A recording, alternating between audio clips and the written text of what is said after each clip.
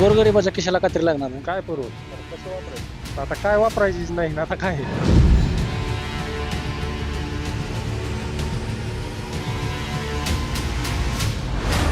गरीब लोकांच्या रोज खिशाला कात्री चालू आहे.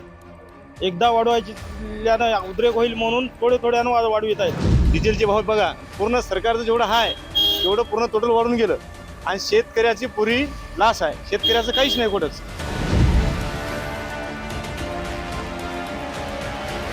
आमचे व्यावसायिक धंदे, आम्ही गरीब लोक, आम्हाला डिझेल भेटाना, आमचे 8-8, 15 दिवस धंदे होय ना गाड्यांचे.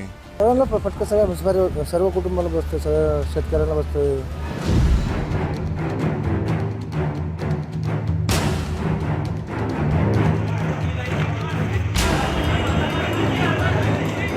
दिवस डिझेलच्या बागी चालू आहे. डिझेल भेटा ना आम्हाला. सकाळपासून ट्रॅक्टर चालवायला लागली. आता सकाळपासून ट्रॅक्टर चालवायचं, जर नाईटला इथे यायचं 2 ते 2:30 वाजता डिझेल भेटायला. 2-2:30 वाजता 2 घंटे झोपायची, डबल सकाळी ट्रॅक्टर चालू करायचं. तुम्ही बघा शकता किती अडचणी आली आम्हाला.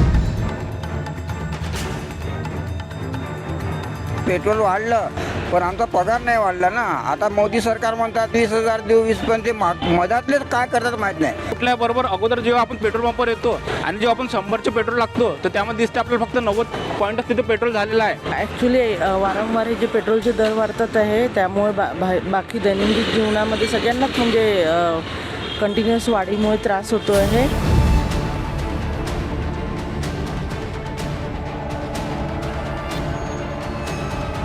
फटका सर्वसामान्य लोकांना बसतो. फटका बसतोय सर्वसामान्य माणसांना, ते तर नक्कीच आहे. दरवाढ कमी व्हायला पाहिजे. पेट्रोल तर गाडीला लागणारच, त्याच्यामुळे पेट्रोल टाकणं गरजेचंच आहे. आता इलेक्ट्रिक गाडी वापरण्याशिवाय दुसरा पर्याय नाही.